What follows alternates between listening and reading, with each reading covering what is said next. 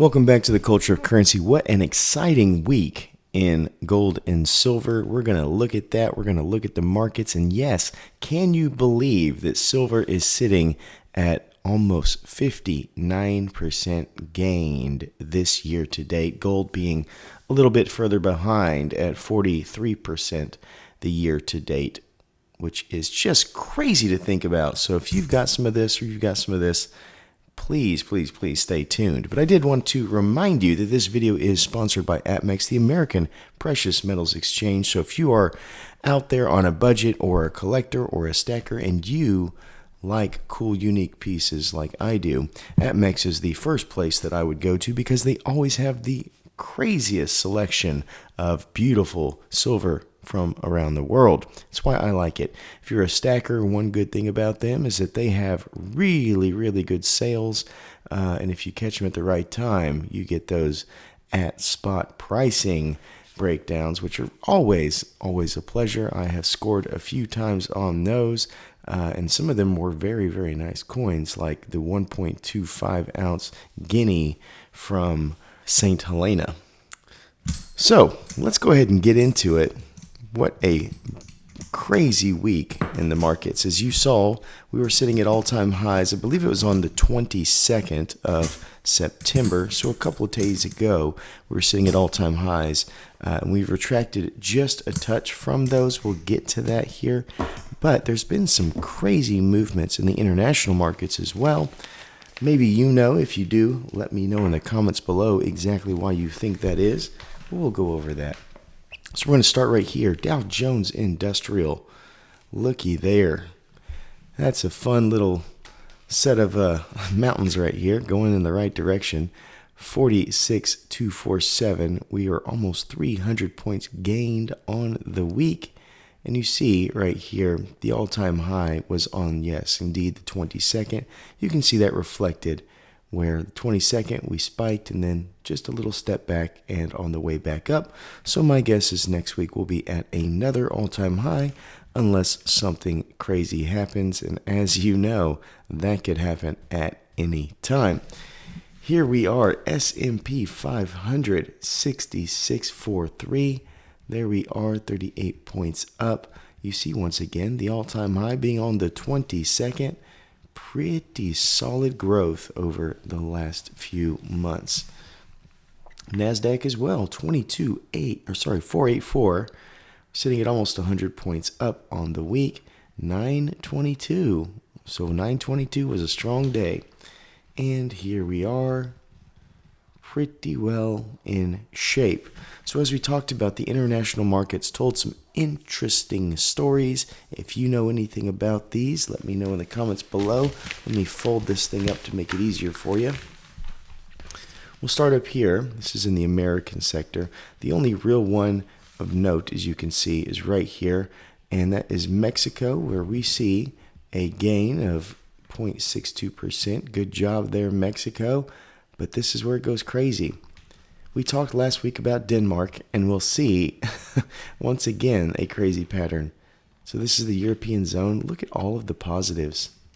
Almost everybody, with the exception of Turkey, who we highlighted last time, talking about how unstable their market was. And then Denmark has just been falling off over and over again.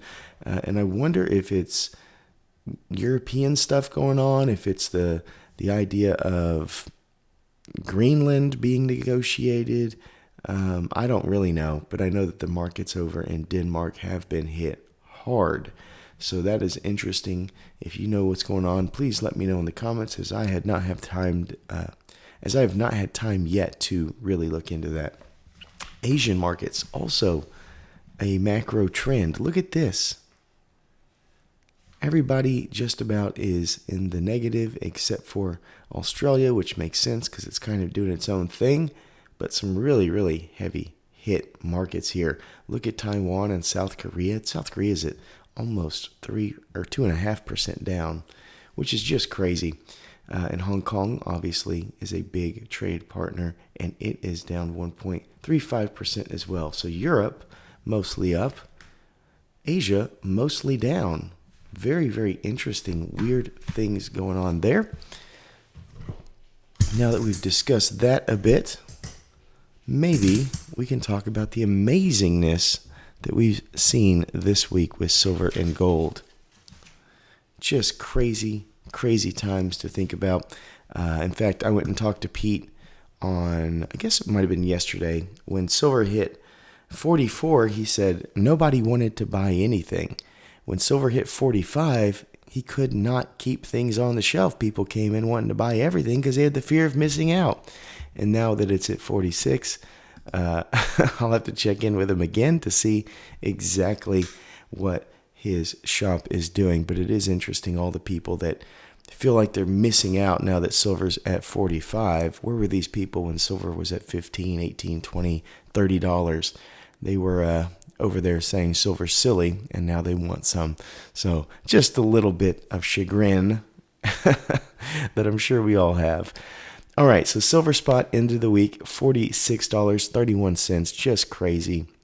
Yes, that is a change this week of quite a bit. $2.89 to be exact, and we are sitting at well over 6% gained. Would you take a look at that weekly projection? We look at the U.S. dollar. U.S. dollar has been doing decent over the past week or two, and that's mostly because of that rate shift that we saw. And it's always welcome. I'm not one that wants the dollar to die. I'd love it to be recoupled with gold, but I don't want the dollar to die. That means bad things for the U.S. economy. So anytime I see it chugging along in the positive, I'm all for it. Dow Jones and S&P also had a decent week, but as you see, silver just skyrocketed up, and so it's not even close comparison at this point, and that's okay. When we go to gold, we see that we have $3,775, which is a gain of $70, a little bit over $70, and almost 2% for the week. Just a fantastic time. As we go to the markets, we notice that gold has beat the markets, though it is not overly dramatic. It's definitely something worth taking note. As we talked about at the beginning of the video, gold up 43% this year to date. And look at it against these markets. Man, that is just a beautiful, beautiful thing. And we look at silver. Silver is up 58.92%, almost 60% growth this year. And that's just from January till now, September. And we look at that against the S&P and Dow Jones. It is a crazy story as well. Very, very interesting times. And I don't know what the future holds. Many people think that it's going to be at 50 soon. I'm not sure if I'm on that boat, but I'm not really sure if I'm on a boat at all. I'm just kind of floating around. So thank you so much for watching. And as always, please remember to stay classy and current with the culture of currency.